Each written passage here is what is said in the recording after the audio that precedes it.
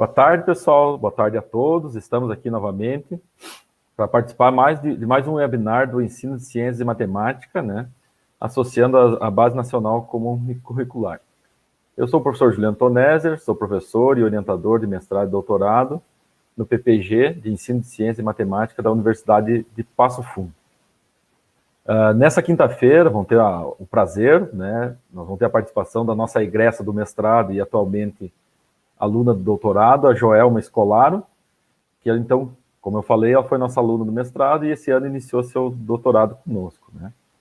A Joelma vai estar falando um pouquinho conosco sobre o tema Invertendo a Sala de Aula, o método de ensinagem dos sistemas de equações do primeiro grau com duas incógnitas, né? Que foi fruto do seu trabalho, da sua dissertação de mestrado, seu produto educacional, e também trazer alguns pontos associados à Base Nacional Comum Curricular.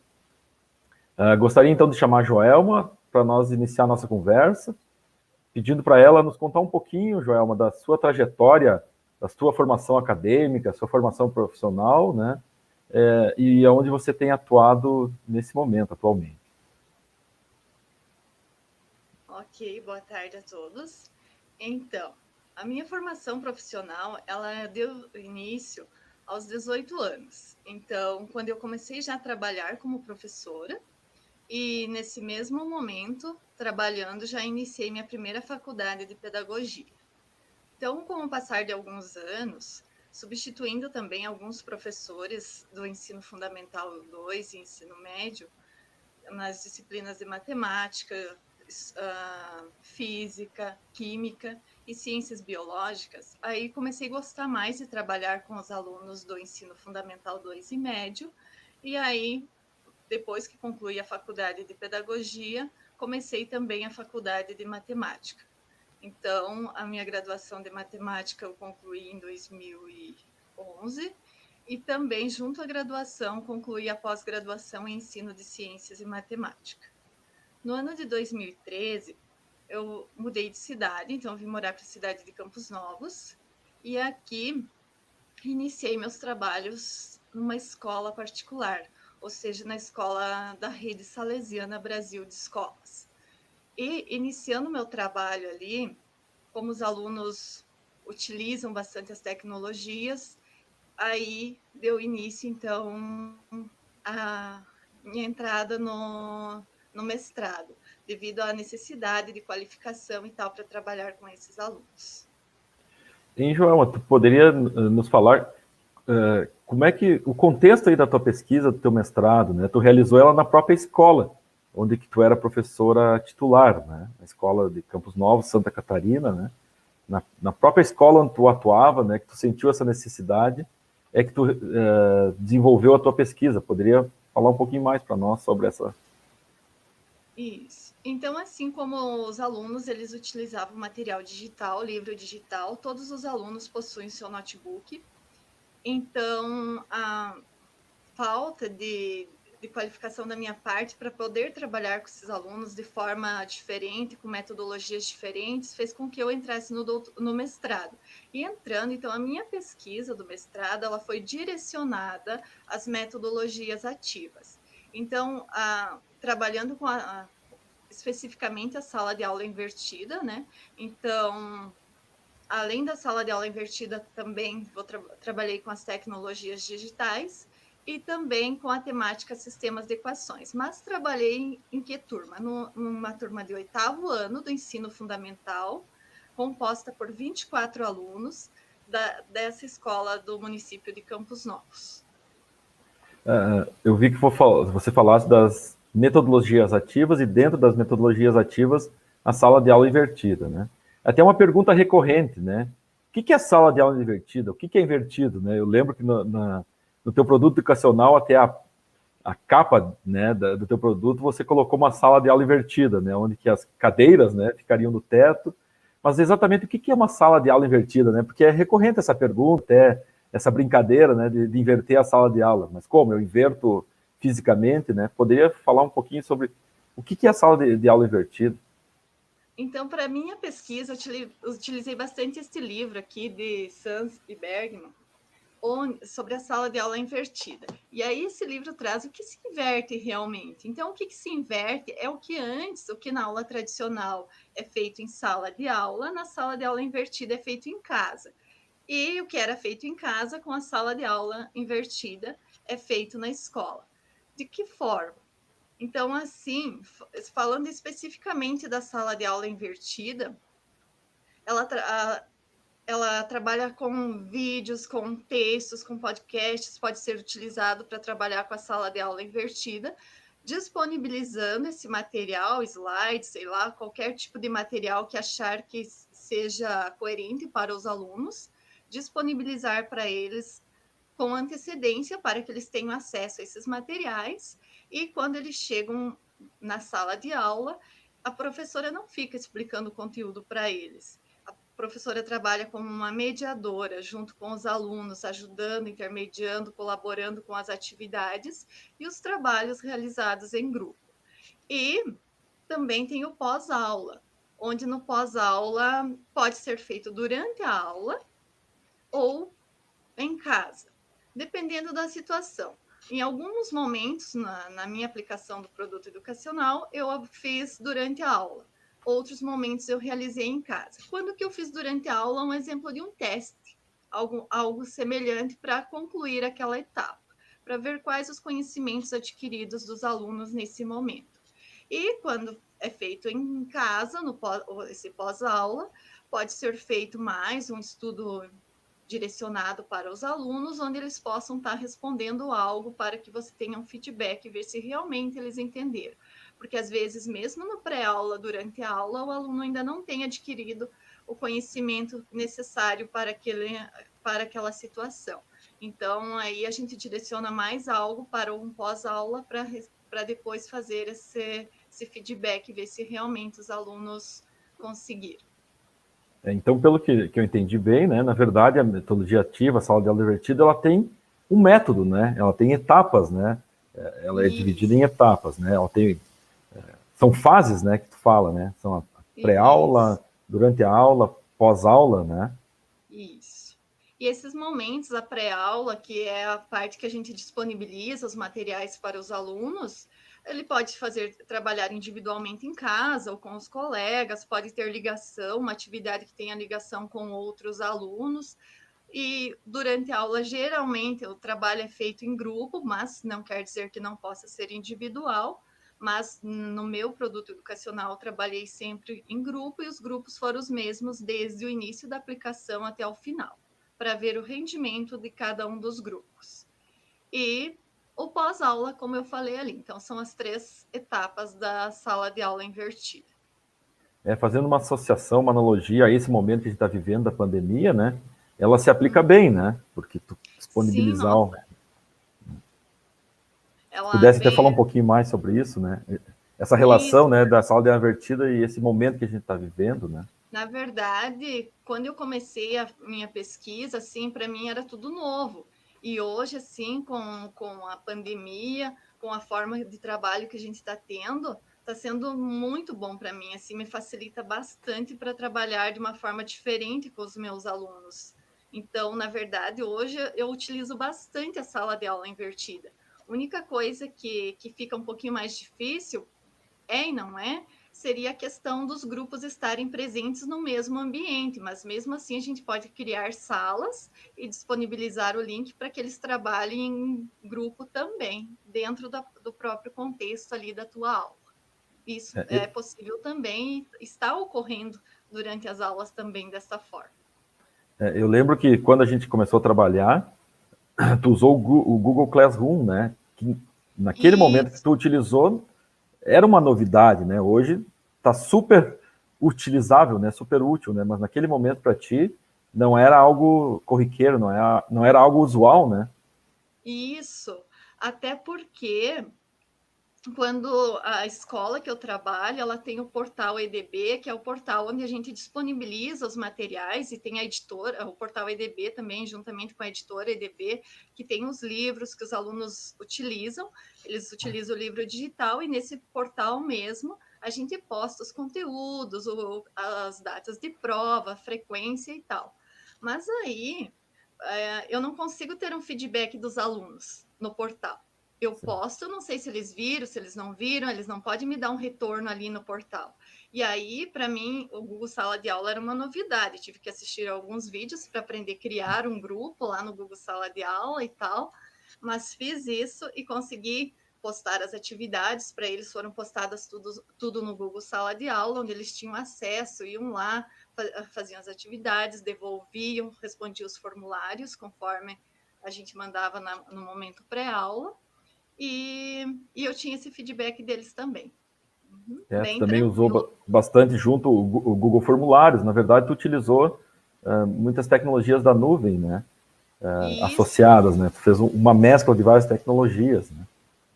Geralmente, para o momento pré-aula, eu utilizei formulários do Google Sala de Aula para ter esse feedback do que eles entenderam referente àquele material que eu disponibilizei para eles no momento pré-aula. Eu lembro, né, que tu disponibilizou material, era vídeo do YouTube, Khan Academy, né, Google Formulário, ou seja, tu usou uma série de recursos, até mesmo material que tu elaborou, slides, o material que nem tu fala do portal EBD, né, da própria escola, então tu fez uma mescla de vários recursos para pré-aula, né? Isso. Fiz uma mescla assim, pesquisei vários vídeos. Uns que eu usei bastante foi os da Khan Academy e mais alguns do YouTube. Até hoje, assim, eu penso, no momento para mim foi bem difícil, porque foi o primeiro trabalho diferente, assim, mais envolvendo a sala de aula invertida, mas a partir desse momento, hoje eu já tenho mais facilidade para trabalhar. Hoje eu já estou, no momento eu não tinha ainda a facilidade de gravar um vídeo e até o tempo, talvez, para fazer uma gravação e disponibilizar para os alunos. Hoje eu já estou conseguindo, consigo já fazer alguns vídeos para disponibilizar para eles. Assim, estou conseguindo criar mais podcasts também para disponibilizar para eles, para que eles já tenham acesso também. E eles também estão fazendo, estão me dando esse retorno. Muito Hoje. bem, né? De usuária a autora, né? Eu acho que é isso que o mestrado sempre defende, né? Os professores, a gente sempre busca, né? Dessa questão da autoria, né? Tanto do aluno quanto do professor, né? E nunca achar que a gente não consegue, né, professor? Porque a partir do momento que eu fiz agora, que eu fiz o primeiro vídeo e tal, faz o segundo, terceiro, a gente vê que a gente consegue, né? Então é bem interessante essa parte aí, de começar. Não, é bem isso, né? Também no teu trabalho, né, tu usou bastante das tecnologias, das mais variadas tecnologias. Quando a gente falar do produto, vamos recordar um pouquinho. Tu também trabalhou um conceito, né, o conteúdo, que foi os sistemas de equações, né? Sim, eu trabalhei então com sistemas de equações e ao trabalhar com sistemas de equações eu tentei trazer assim várias situações problema, porque eu encontro assim nos sistemas de equações, ou seja, é uma parte da álgebra que eu consigo representar várias situações problema através da álgebra. Então, passei para os alunos, eles elaboraram também algumas situações problema, e a partir de algumas situações que eu passei, ou de outras que eles elaboraram, eles tinham que representar algebricamente aquela situação, na forma de um sistema de equações. E isso ocorreu assim de uma forma bem produtiva, assim, bem legal por parte dos alunos. Já que tu tocasse no assunto, eu acho que é importante agora nós falar, porque a dissertação no mestrado em Ensino de Ciências da UPF, ela tem dois momentos. Ela tem a dissertação, que é todo o referencial teórico, mas o aluno também tem que produzir o que a gente chama de um produto educacional, que é um documento que fica disponível para que outros professores possam repetir. Então, se o outro professor quiser também trabalhar a sala de aula invertida com sistemas de equações, também consegue através do produto educacional. Eu acho que é importante a gente detalhar um pouco mais do produto educacional, né? Como é que tu organizou os encontros, quantos encontros foram, como é que foi a sala de aula invertida na prática, né? Se tu puder nos relatar um pouco mais sobre o teu produto educacional, né? Então, o meu produto educacional, ele foi uma sequência de atividades, ele foi elaborado em forma de uma sequência de atividades, distribuídas em 5 etapas. E dentro dessas 5 etapas, a gente se encontrou em 3 encontros. Teve 3 encontros relacionados. Então, durante cada etapa, eu disponibilizei para cada etapa o material da pré-aula. Aí, durante a aula, a gente trabalhou nos grupos e o pós-aula também. Então, durante esses encontros presenciais, a gente trabalhou com roda de conversa inicialmente. Essa roda de conversa era para que os alunos pudessem expor algumas questões, mas era questão de 5 a 10 minutinhos no máximo. A partir dali, eles iam produzir, onde eles tinham algumas atividades a serem desenvolvidas.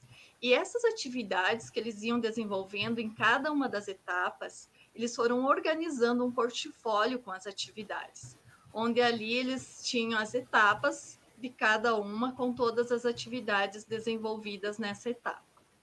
Também, além do portfólio que eles construíram, a primeira etapa que eu trabalhei a introdução dos sistemas de equações. Então, assim, foi bem o básico.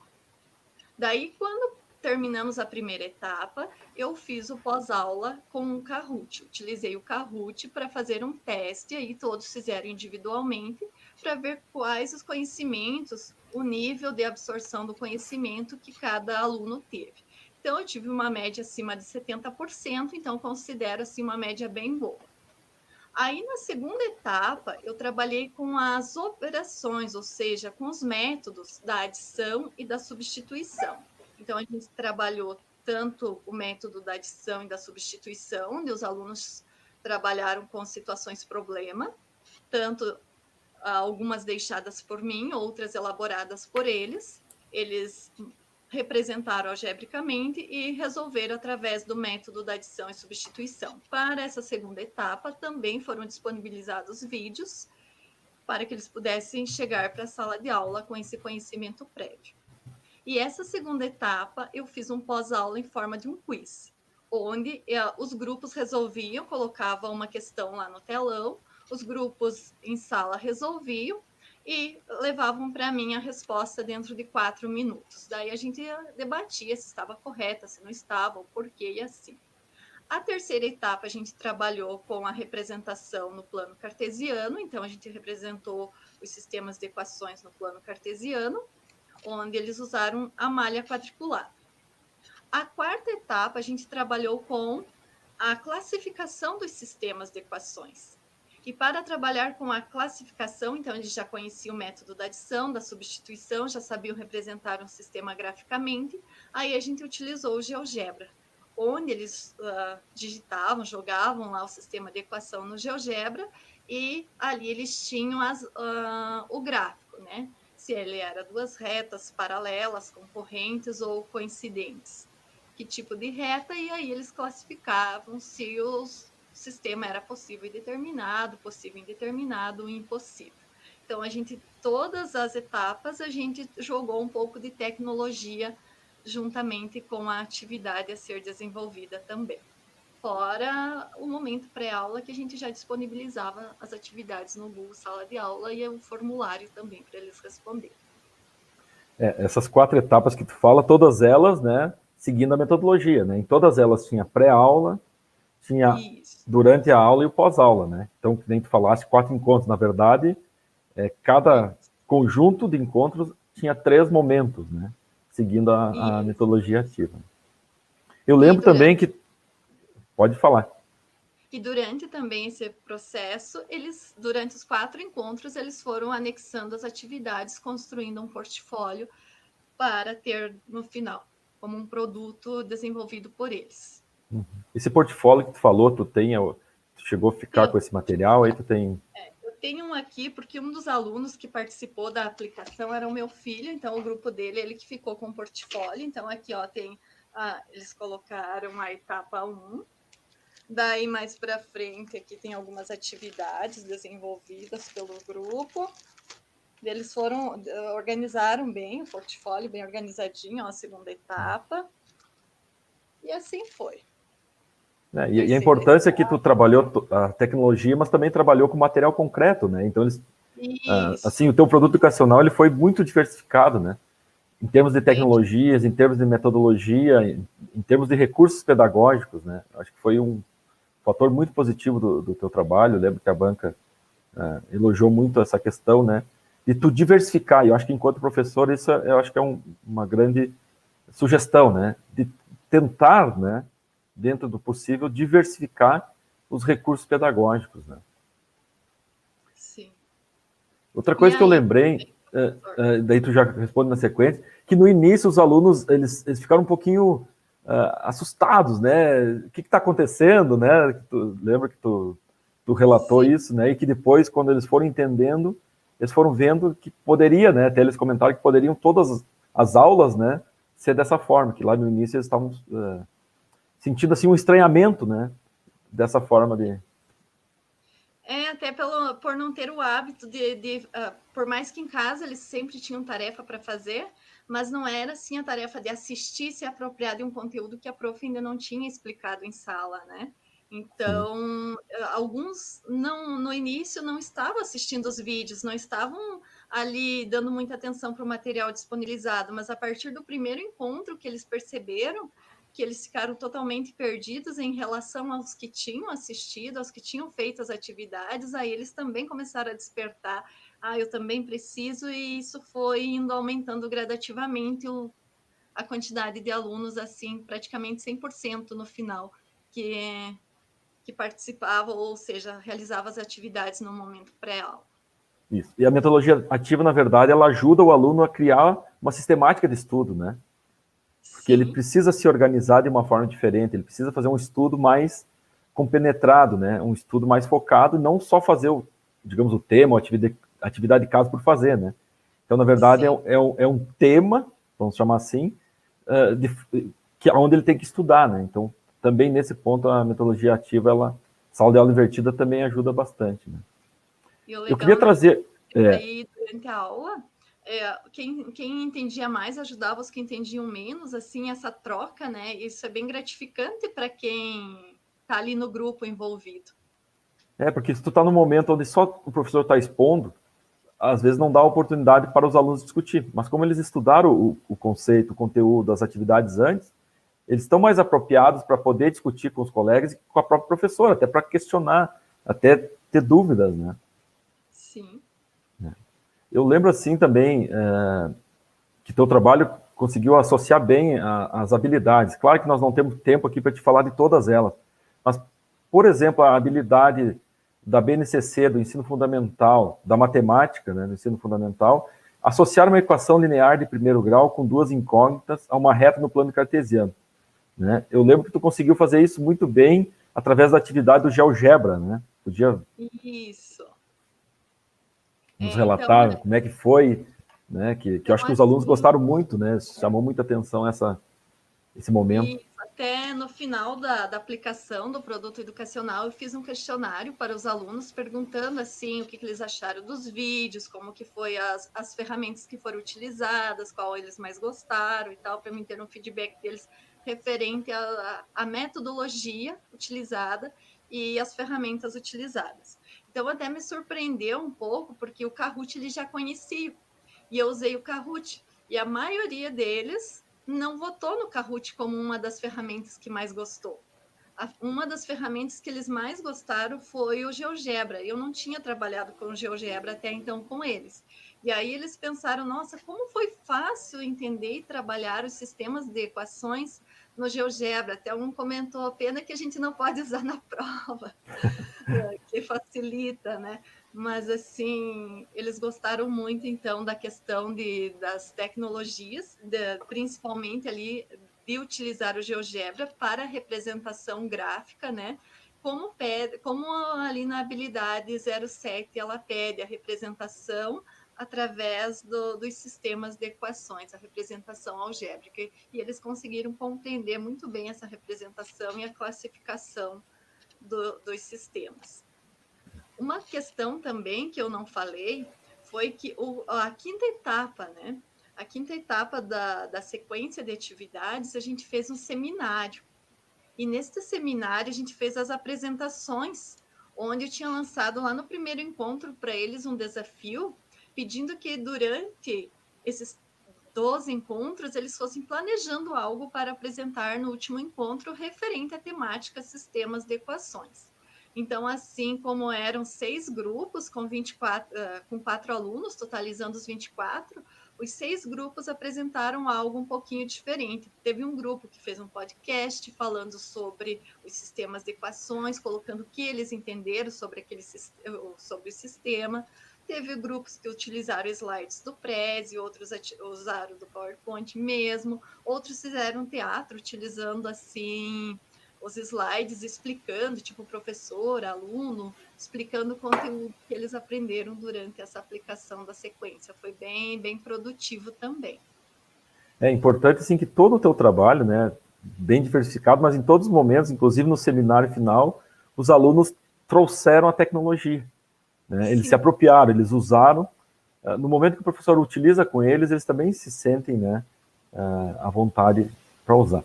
Joelma, a gente tá no adiantar do tempo, mas eu preciso te perguntar, assim, já deu para ficar claro, mas qual é a importância, né, para ti, que foi ter feito o mestrado conosco, ter feito o mestrado na Universidade de Passo Fundo, e agora voltou novamente, né, com o doutorado. Qual é a importância, assim, dessa formação continuada?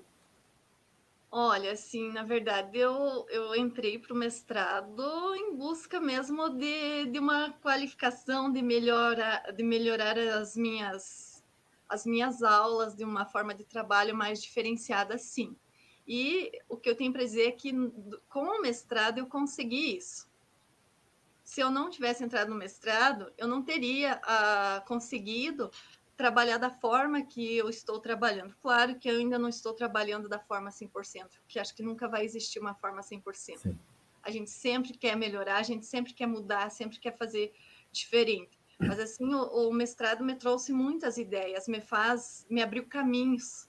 Então, através do mestrado, através da pesquisa, através de metodologias ativas, eu consigo pesquisar outras ferramentas, eu consigo levar para a sala de aula várias atividades ou tornar minha aula um pouco mais diferente.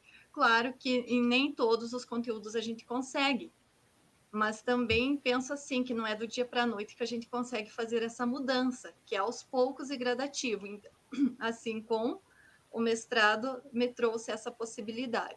E por que entrar no doutorado, né? Já fez o mestrado e agora não chega? Não, porque é tão bom de aprender, é tão bom de buscar, é tão bom de... Tem tanta coisa que se às vezes a gente não está estudando, a gente não se apropria disso, a gente nem fica sabendo que existe.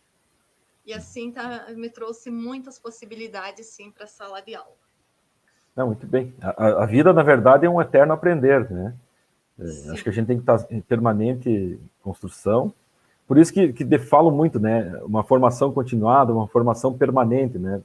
Essa expressão que tem que se continuar.